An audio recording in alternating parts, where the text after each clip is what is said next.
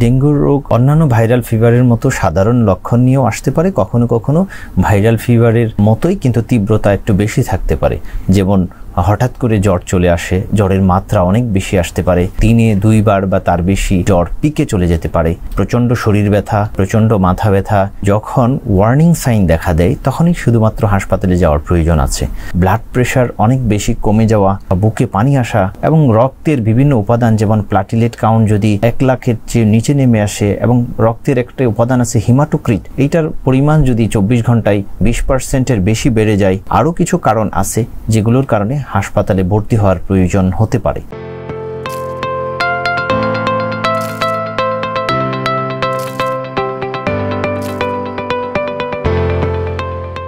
আসসালামু আলাইকুম, সবাইকে স্বাগত জানাচ্ছি মেরি ভয়েসের নিয়মিত আয়োজন স্বাস্থ্য কথন অনুষ্ঠানে।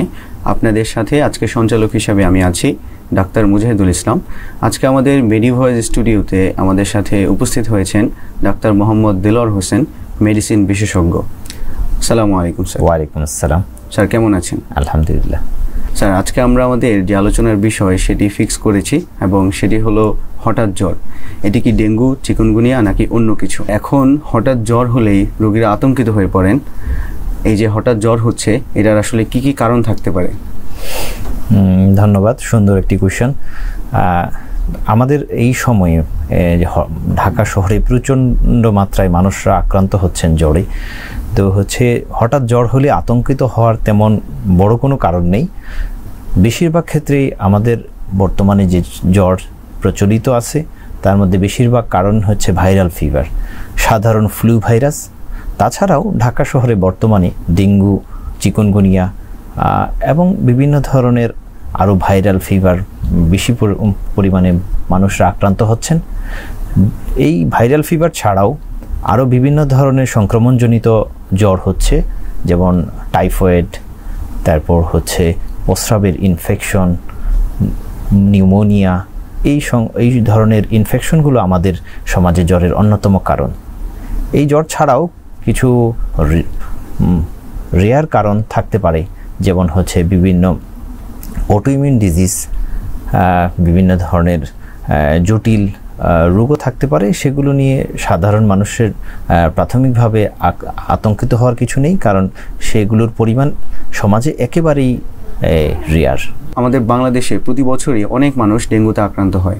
স্যার এই ডেঙ্গু রোগ, এটার আসলে লক্ষণগুলো কি কি স্যার?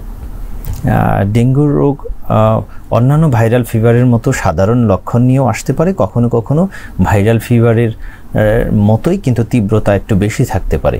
যেমন হঠাৎ করে জ্বর চলে আসে, জ্বরের মাত্রা অনেক বেশি আসতে পারে এবং দিনে 2 বার বা তার বেশি জ্বর পিকে চলে যেতে পারে। তাছাড়া প্রচণ্ড শরীর ব্যথা, প্রচণ্ড মাথা ব্যথা, বিশেষ করে চোখের ভিতরের দিকটাই ব্যথা হতে পারে। শরীরে চামড়ায় র্যাশ আসতে পারে, সেগুলা লাল লাল ছোপ ছোপ আকারে হতে পারে, কখনো চুলকানিও হতে পারে। সাধারণত এই সকল লক্ষণ দেখা দেয়। স্যার ডেঙ্গু হলে অনেকে বলেন যে বাসায় থেকে চিকিৎসা নেওয়া যায়, সেক্ষেত্রে স্যার কখন হাসপাতালে যাওয়ার প্রয়োজন হতে পারে? ডেঙ্গু জ্বরে যখন ওয়ার্নিং সাইন দেখা দেয় তখনই শুধুমাত্র হাসপাতালে যাওয়ার প্রয়োজন আছে। বেশিরভাগ ডেঙ্গু জ্বরের আক্রান্ত রোগী 70 to 80% পেশেন্টই বাসায় সাধারণ চিকিৎসা নিয়েই ভালো হয়ে যান। কিন্তু কিছু কিছু রোগীদের যাদের অতিরিক্ত বমি, বিশেষ করে দিনে 3 বারের বেশি বমি হওয়া, পেটে তীব্র ব্যথা অথবা কন্টিনিউয়াস ব্যথা হতে থাকা এবং শ্বাসকষ্ট হওয়া, একেবারে দুর্বল হয়ে বিছানায় পড়ে যাওয়া, ব্লাড প্রেশার অনেক বেশি কমে যাওয়া এবং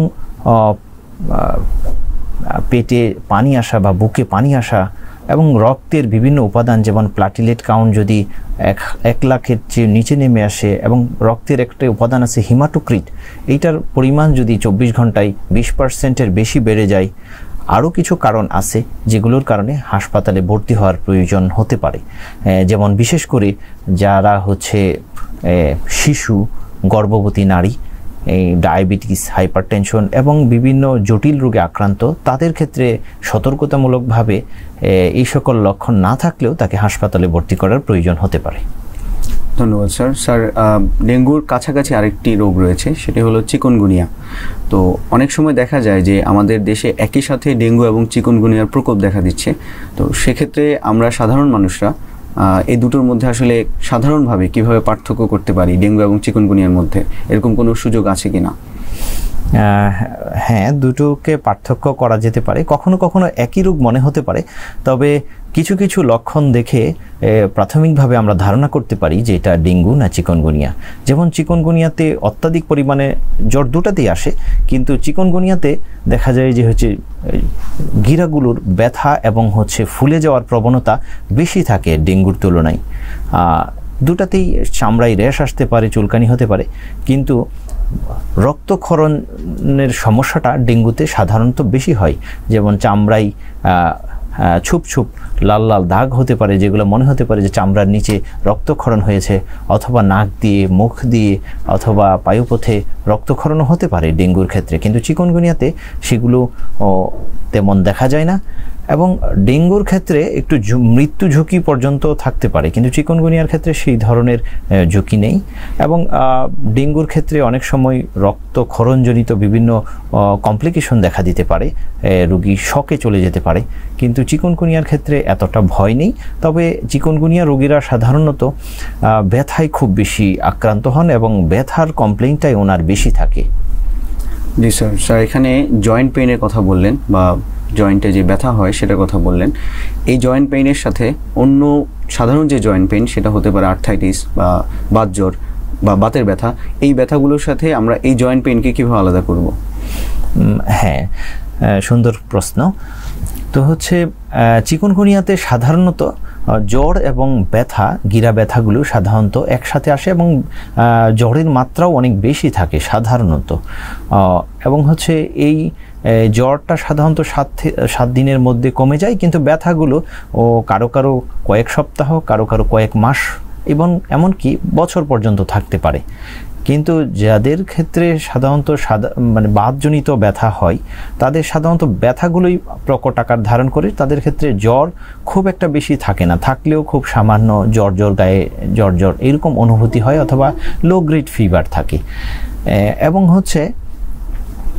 চিকুনগুনিয়ার ক্ষেত্রে যেরকম রেশ, চুলকানি থাকে, এগুলো সাধারণত বাতজনিত জ্বরে নাও থাকতে পারে। তবে কিছু কিছু বাতজনিত রোগ আছে যেগুলোতে চামড়ায় রেশ আসতে পারে, সেগুলো নিকটস্থ ডাক্তারকে দেখালে ওনারা পরামর্শ করলে ওনারা এটা সহজেই আইডেন্টিফাই করতে পারবেন যে এটা চিকুনগুনিয়া জনিত বাত ব্যথা না অন্য কোনো বাত ব্যথা।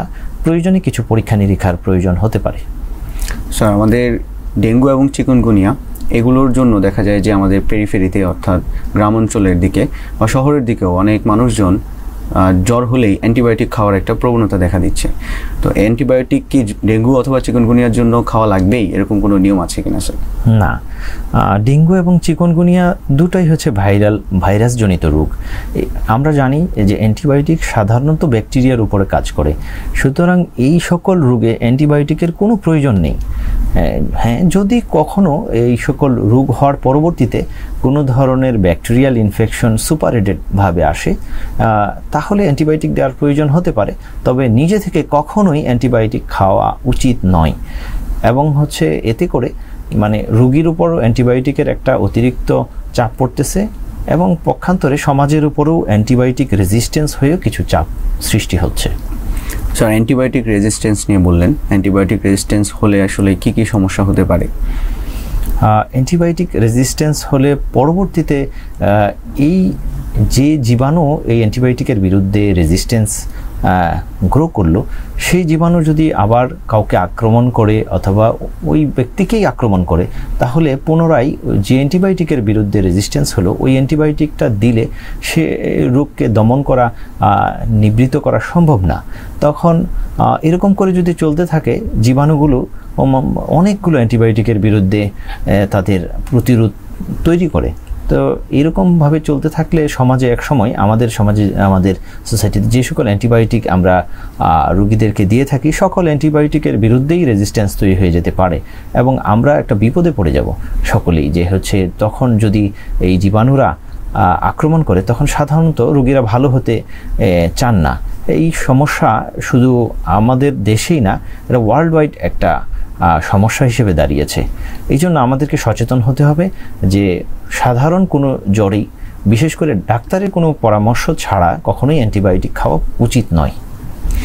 স্যার, আপনি বললেন যে আমাদের এখানে ডেঙ্গু এবং চিকুনগুনিয়ার সাথে সাথে কিছু সেকেন্ডারি ব্যাকটেরিয়াল ইনফেকশন হতে পারে। এরকম সেকেন্ডারি ব্যাকটেরিয়াল ইনফেকশন বা সুপারএডেড ইনফেকশন আর কি আছে ডেঙ্গু এবং চিকুনগুনিয়ার ক্ষেত্রে? ডেঙ্গু চিকুনগুনিয়াতে সাধারণত সুপারএডেড ইনফেকশন হয় না, মানে সেকেন্ডারি ইনফেকশন যেগুলো। তবে কখনো কখনো পেশেন্ট যখন হসপিটালাইজ থাকে, হসপিটাল অ্যাকোয়ার্ড ইনফেকশন পেতে পারে, যেমন হচ্ছে তার নিউমোনিয়া হতে পারে, প্রস্রাবে ইনফেকশন হতে পারে, কখনো কখনো টাইফয়েডও হতে পারে, যেহেতু এটা পানিবাহিত রোগ। কারণ এই রোগ চলমান থাকা অবস্থায় শরীরের কিছু রোগ প্রতিরোধ ক্ষমতা কমে। সেক্ষেত্রে যদি ডাক্তার অন্য কোনো জীবাণুর অস্তিত্ব খুঁজে পান, তাহলেই কেবলমাত্র ওষুধ, অ্যান্টিবায়োটিক ওষুধ প্রয়োগ করেন। তাছাড়া এই সকল রোগের ক্ষেত্রে অ্যান্টিবায়োটিক দেওয়ার কোনো প্রয়োজন নেই। জি স্যার। স্যার, কেউ একজন যদি ডেঙ্গুতে আক্রান্ত হয়, তাহলে সেক্ষেত্রে তার কি কি পরীক্ষা বা ইনভেস্টিগেশন করা উচিত বলে আপনি মনে করেন? হ্যাঁ, ডেঙ্গুতে যদি আক্রান্ত হন, ডাক্তার সাহেব যদি মনে করেন যে উনি ডেঙ্গুতে আক্রান্ত হয়েছেন, তাহলে সাধারণত আমরা যে পরীক্ষাগুলো দিয়ে থাকি সেটা হচ্ছে কমপ্লিট ব্লাড কাউন্ট।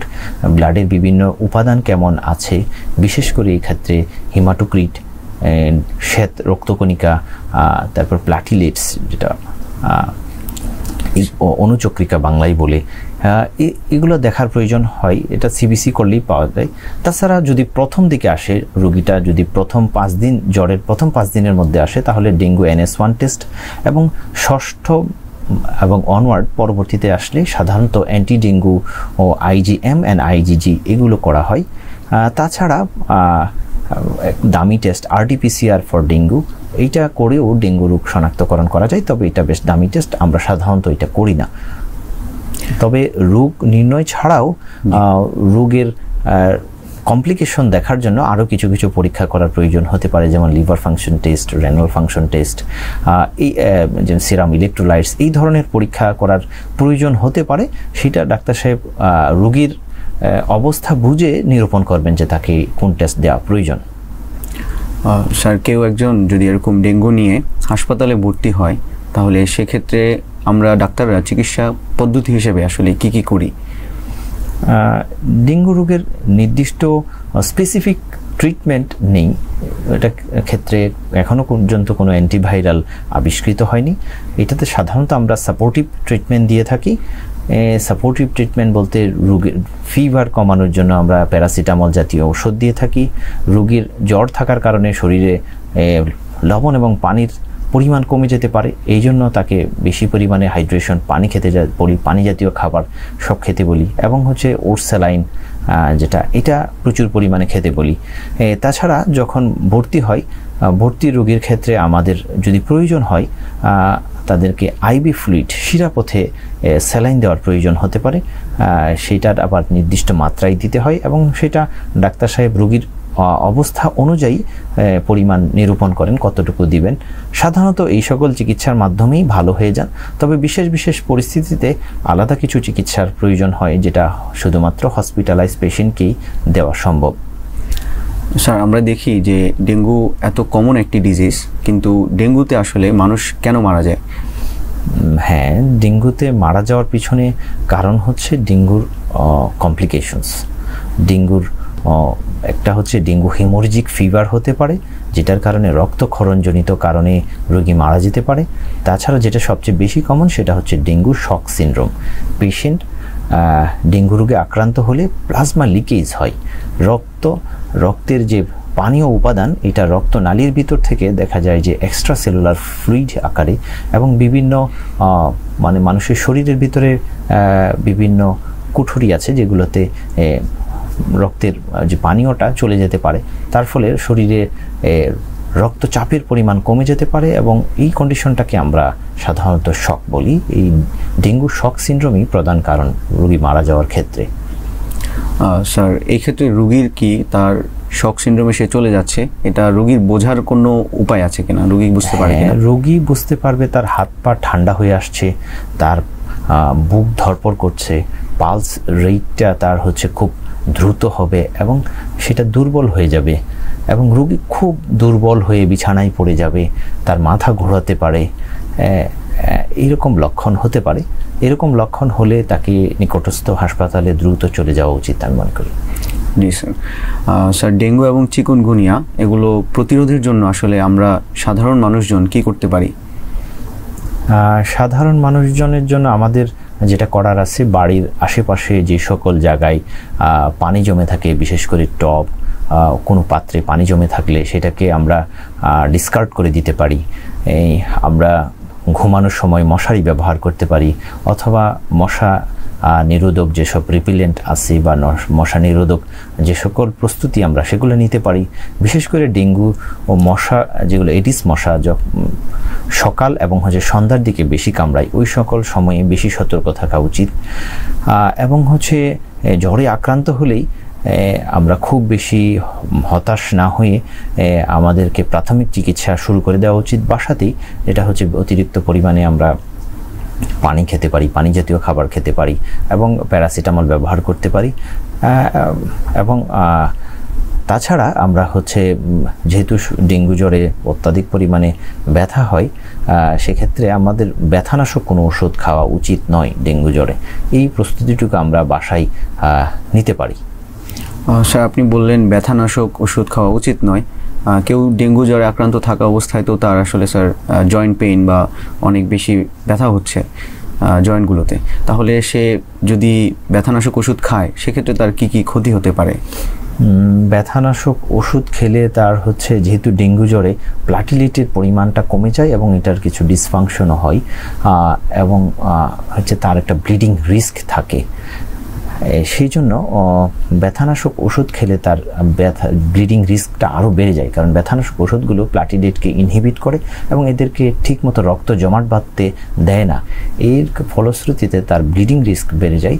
তাছাড়া ব্যথানাশক ওষুধ আরও কিছু মেকানিজম আছে যেগুলোর মাধ্যমে ব্যথানাশক ওষুধ ডেঙ্গু শক সিনড্রোমের দিকে ধাবিত করতে পারে।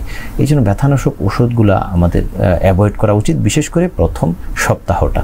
পরবর্তীতে ব্যথা থাকলে ডাক্তার মনে করলে ওনাকে ব্যথানাশক ওষুধ পরবর্তীতে গিরা ব্যথার জন্য দিতে পারেন, কিন্তু অন্তত প্রথম 7 দিন খাওয়া উচিত নয়। স্যার, অনেকে বলে থাকেন যে যাদের আগে একবার ডেঙ্গু হয়েছে তারা যদি পুনরায় সংক্রমিত হয় তাহলে সে নাকি অনেক বেশি রিস্কে পড়ে গেল বা তার বিপদ বেশি হওয়ার সম্ভাবনা থাকে। এই বিষয়টা কতটুকু সত্য? আংশিক সত্য। পরবর্তীতে ডেঙ্গু হলে তাদের কমপ্লিকেশন হওয়ার ঝুঁকি কিছুটা বেশি থাকে, তবে খুব বেশি হতাশ হওয়ার কারণ নেই। বেশিরভাগ ক্ষেত্রে ডেঙ্গুর রোগ অত বেশি কমপ্লিকেশন করে না, বাসায় চিকিৎসা নিয়ে ভালো হয়ে যায়। যদি কোনো কমপ্লিকেশন ডেভেলপ করে, বিশেষ করে এরকম ওয়ার্নিং সাইন যেগুলো বললাম সেগুলো যদি দেখা দেয়, তাহলে নিকটস্থ হাসপাতালে ভর্তি থাকতে পারে। মৃত্যু ঝুঁকি আমাদের দেশে একেবারেই কম। প্রপার চিকিৎসা পেলে সাধারণত অত ভয়ের কোনো কারণ আমরা দেখি না। স্যার, যদি কেউ এই কমপ্লিকেশনগুলোর কথা বললেন, কেউ যদি এইখানে কমপ্লিকেশনসগুলো আসার আগে সে কি কি ব্যবস্থাগুলো নিতে পারে যাতে করে সে কমপ্লিকেশনসগুলোকে প্রিভেন্ট করতে পারে বা থামাতে পারে? জ্বর হওয়ার সাথে সাথেই সে যেটা করতে পারে, জ্বর থার্মোমিটারে চেক করে নিতে পারে যে জ্বর কেমন আসতেছে। জ্বর যদি আসতে থাকে তাহলে তার প্রচুর পরিমাণে পানি এবং পানি জাতীয় খাবার, ওটস, স্যালাইন এগুলা বেশি করে খেতে হবে, বিশ্রামে থাকতে হবে এবং জ্বর কমানোর জন্য প্যারাসিটামল জাতীয় ওষুধ খেতে পারেন। যদি জ্বর অনেক বেশি থাকে, 102 বা তার বেশি থাকে, সেক্ষেত্রে প্যারাসিটামল সাপোজিটরি ব্যবহার করা যেতে পারে বায়ুপথে। তাছাড়া যদি কোনো ওয়ার্নিং সাইনগুলো মাথায় রাখা উচিত। যদি এই সকল ওয়ার্নিং সাইনগুলো আসতে থাকে তাহলে তার নিকটস্থ হাসপাতালে ভর্তি হয়ে যাওয়া উচিত। এই সময়টাতে যেহেতু ডেঙ্গু এবং চিকুনগুনিয়া খুব বেশি হচ্ছে, এই জন্য আপনাদের বাড়ির আশেপাশে যেগুলোতে পানি জমে থাকে এগুলো পরিষ্কার পরিচ্ছন্নতা রাখুন, আর নিয়মিত মশারি টানিয়ে ঘুমান এবং জ্বর হলেই আতঙ্কিত হবেন না। আশা করা যায় বেশিরভাগ ক্ষেত্রেই এই জ্বরগুলো সাধারণ ভাইরাল ফিভার, তবে কখনো যদি ডেঙ্গু হয়ে থাকে তাহলে এতটা ভয়ের কারণ নেই। আপনারা নিকটস্থ ডাক্তারের পরামর্শ নেন প্রয়োজনে। আশা করা যায় এই জ্বর আপনাদেরকে খুব বেশি ক্ষতি করতে পারবে না ইনশাল্লাহ। স্যার, অনেকেই প্রশ্ন করেন যে চিকুনগুনিয়ার পরবর্তীতে ব্যথাটা অনেক দিন থেকে যায়, এই ব্যথা থেকে পরবর্তীতে কি স্যার দীর্ঘমেয়াদী বাত ব্যথা হতে পারে কিনা? হ্যাঁ, আপনাকে ধন্যবাদ। চিকুনগুনিয়ায় সাধারণত ব্যথাগুলো কয়েক সপ্তাহ ধরে থাকে, তবে কখনো কখনো কয়েক মাস থাকতে পারে, এমনকি কয়েক বছরও থাকতে পারে। তবে যে সকল পেশেন্টের বংশগতভাবে বাত ব্যথা রোগের ইতিহাস আছে, বিশেষ করে বাবা মা, ভাই বোন, ছেলে মেয়ে, কারো যদি বাত ব্যথা রোগ থেকে থাকে, সে মানে জেনেটিক প্রিডিসপোজিশন থাকলে তাদের বাত ব্যথা রোগেও রূপান্তর হতে পারে কখনো কখনো। তবে সেই বাত ব্যথা রোগে যদি রূপান্তর হয়, সাধারণত সেগুলো সারা জীবনও থাকতে পারে। সেই ক্ষেত্রে আসলে চিকিৎসা পদ্ধতি কেমন হবে? সাধারণত বাত ব্যথা বিশেষজ্ঞ ডাক্তার সাহেব নিরূপণ করবেন যে কোন বাত ব্যথায় রূপান্তর হয়েছে।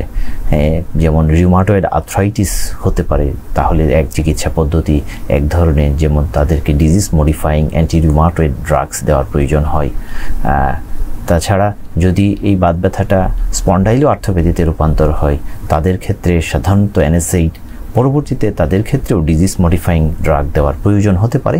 এবং কি ওষুধ দেওয়া হবে, এইটা সাধারণত বিশেষজ্ঞ ডাক্তারগণই নিরূপণ করবেন যে তার জন্য কোনটা অ্যাপ্রোপ্রিয়েট হবে। রোগী সেটা আসলে নিজে থেকে নিরূপণ করতে পারবেন না। বাংলাদেশের প্রেক্ষাপটে মানুষদের মধ্যে একটা প্রশ্ন আছে, বাংলাদেশের ডাক্তাররা কি বেশি পরীক্ষা দেন কিনা? আমি মনে করি না বাংলাদেশের ডাক্তাররা বেশি পরীক্ষা দেন, কারণ রোগীরা এটা মনে করেন অনেক ক্ষেত্রে। কারণ হচ্ছে রোগীদের যে পরীক্ষার খরচটা রোগীদের নিজেদের বিয়ার করতে হয়, এই জন্য নিজের পকেট থেকে হঠাৎ করে অনেকগুলো টাকা চলে যায়, এটা রোগীর উপর একটা বার্ডেন তৈরি হয়ে যায়। কিন্তু অন্যান্য উন্নত দেশের দিকে যদি আমরা দেখি, তাহলে তাদের ক্ষেত্রে এই খরচটা সাধারণত ইন্স্যুরেন্স কোম্পানি অথবা গভর্নমেন্ট কোনো পলিসি থেকে আসে, এই জন্য রোগীদের উপর চাপ আসে না। এই জন্য রোগীরাও টেস্টের খরচটা বেয়ার করতে হয় না তৎক্ষণাৎ, হয়তোবা সে আগে থেকেই সেই খরচের জন্য টাকা জমাচ্ছে ইন্স্যুরেন্স কোম্পানিতে। সেই ক্ষেত্রে রোগীরা হয়তো মনে করছেন যে তাদের উপর বেশি জুলুম করা হয়ে যাচ্ছে টেস্ট দিয়ে। আমার কাছে মনে হয় না টেস্ট বেশি দেন ডাক্তাররা। একটা রোগ শুধু নির্ণয় করার জন্য টেস্ট দেওয়ার প্রয়োজন হয় না, কখনো কখনো ওই রোগ চিকিৎসা করার জন্য টেস্ট দেওয়ার প্রয়োজন হয়। যেমন আমরা যে সকল ওষুধ দিই, এই ওষুধগুলা লিভার এবং কিডনির ক্ষতি করছে কিনা এইগুলো দেখার জন্য কিছু টেস্ট করার প্রয়োজন হয়। রোগের কমপ্লিকেশন দেখার জন্য কিছু টেস্ট করার প্রয়োজন হয় এবং অনেক আনুষঙ্গিক বিষয়াদি খেয়াল রাখার জন্য টেস্ট করার প্রয়োজন হয়। কিছু অতিরিক্ত ডায়াগনোসিস, যেগুলোকে আমরা ডিফারেন্সিয়াল ডায়াগনোসিস বলি, এগুলোকে এক্সক্লুড করার জন্য কিছু টেস্ট করার প্রয়োজন হয়।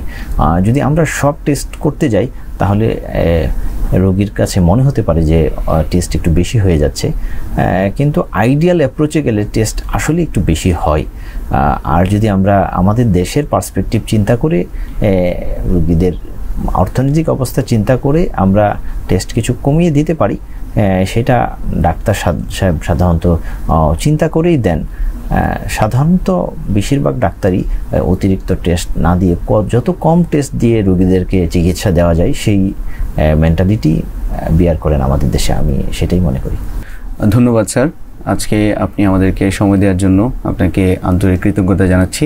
আশা করছি যে স্যার ভবিষ্যতে আমরা অন্য প্রোগ্রামে আপনাকে পাবো ইনশাল্লাহ। ইনশাল্লাহ।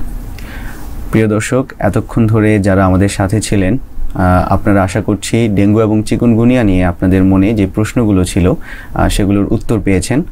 আপনাদের সাথে ইনশাআল্লাহ আমাদের সামনে কোনো প্রোগ্রামে অন্য কোনো অতিথির সাথে আবার দেখা হবে। সেই পর্যন্ত সবাই ভালো থাকুন, সুস্থ থাকুন। আল্লাহ হাফেজ।